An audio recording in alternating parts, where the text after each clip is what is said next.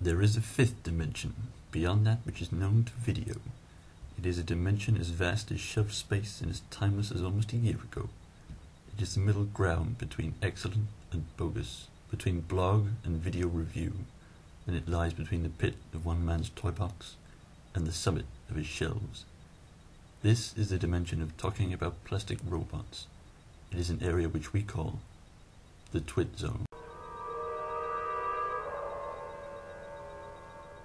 Now that is an intro sequence I probably will use again. You can probably tell I've been watching a lot of this. The idea struck me the other night and I just thought, yes, I need something new to spice up videos, and I need to try my hand at something else that should be fun to do. And if you want to just watch the video of that bit, I'm not sure why you would, but I'll put a link down there somewhere because I put it up as an unlisted video for people on Twitter to see before I stuck it on the front of this.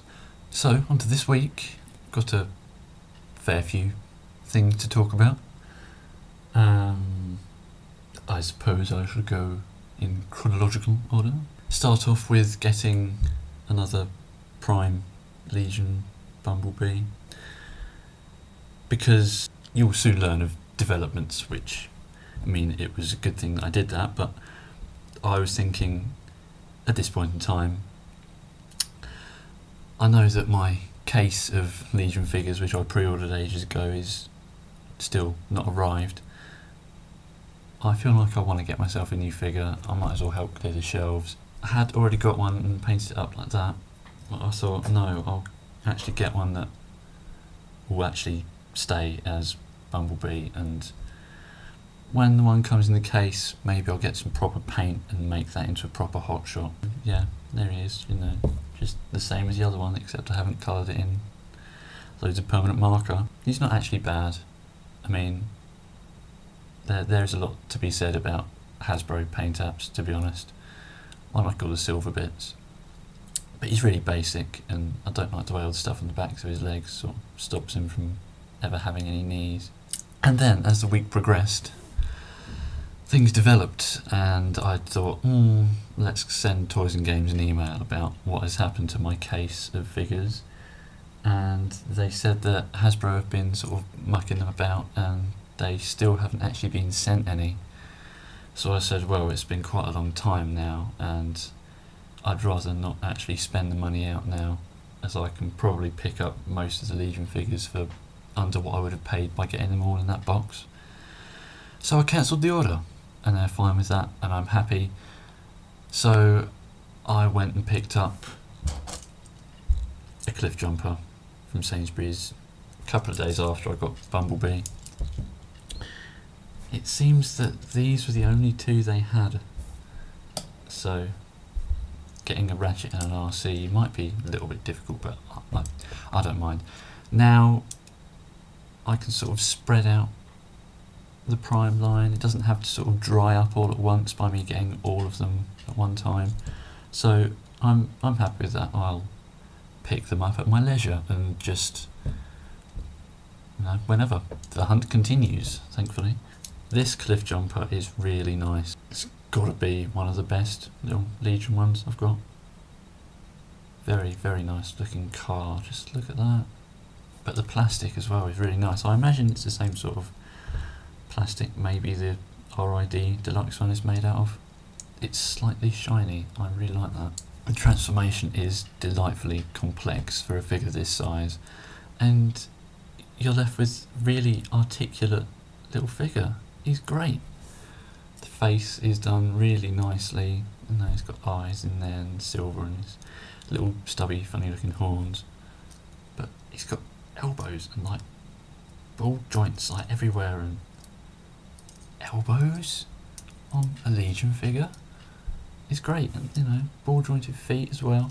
He does to me come across as being slightly clown looking, with the really big feet and then the horns almost looking like tufts of hair on the sides of his head. But he's really good. Definitely worth the sort of £5 I paid for him, because in Sainsbury's they're full price. Sadly annoying when I could have gone to Asda or somewhere and got them for £3, but I don't mind. It comes with what is essentially one of Ratchet's blades, which I'm not sure. I'm taken to believe this is made of solid plastic. It's not rubbery like Bumblebee's gun, but it has got some scuff marks on the handle where just putting it in his hand. But he looks quite good with it. You can get him into some good sort of sword wielding poses. I like that. Nice. Definitely a bargain. Definitely, even if you're not into these little figures, I think it's something you should pick up. Just, it's great. Great little bundle of fun. But of course, me being me, when there's any opportunity to save money, I then instantly have to spend that amount which I've saved. So when Kapow Toys put up new pre-orders for the Dark of the Moon Q, because that's getting like a second run or something, and it's meant to come out end of the month, I thought, yes, it's a sort of concurrence of events, as it were. I'd watched Emgo's review of the figure that same day and just sat there thinking, yes, I'm so sad I'm never going to be able to get that. I looked on eBay and it was like £70. I just thought, that's something I need. It's been a long time since I've looked at a figure and I thought that. So when I saw the pre-order, which was £30 for a deluxe figure, I just thought, well, I've sort of saved almost that much by not buying the Legion case. So some sort of strange logic in my brain sort of went, that's fine. It'll be like if I only spent a £5 on Q, because you would have spent the money on the case of Legion ones anyway. So I went, okay, and pre-ordered it, and I happily await its arrival. And it might be something I'll do a review of. Speaking of reviews, I must say a big thank you to Mitch Santona for mentioning me in his latest review of the Terracon Cliff Jumper, because so far it's netted me about 12 new subscribers. I'm like, wow. I just opened my email inbox the other day before I'd even watched the review, and it was just all my emails were someone has subscribed to you on YouTube, and it was like 5 of them, and I was like, where's this suddenly come from? But after watching the review, seeing him shout me out, I just thought, that's great. So more eternal gratitude goes out to the YouTubes for people who have helped make my way into things a bit more. I also realise it's been quite a while since I've done a review. I need to finish editing the Cyberverse Bulkhead one, which I started before Easter, and then get that uploaded, which will be nice in HD and ooh, shiny nice. But I also need to get doing, I think, more just what Ray does, just picking up a figure I like and thinking, yeah, you're going with the spotlight today. It's been a long time since I've done a nice sort of spontaneous review. I suddenly thought, yes, I'm going to talk about this on camera for 5 minutes now.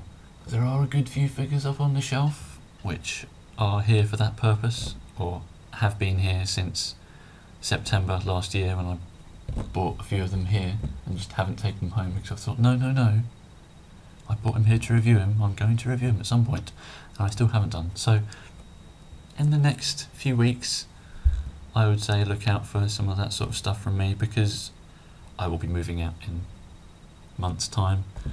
So I've got some unfinished business. I need to settle with things in this premises while I have a high-speed internet connection. Because sadly, once I move out of here, you're not going to be able to see anything HD from me. I don't want to say ever again, but it's going to feel like that. It's going to be about 4 or 5 months. I don't really know what the internet connection is going to be like in my new house that I'm going to move into come September with my friends. Landlord said it's the top speed Virgin Media stuff, so maybe it'll be good enough, but with 4 other robotics students, I'm assuming the internet's going to be hogged 24/7. So, I shall say thank you to all my lovely new subscribers, and say go and fill your boots with some Cyberverse stuff. Ta-ta.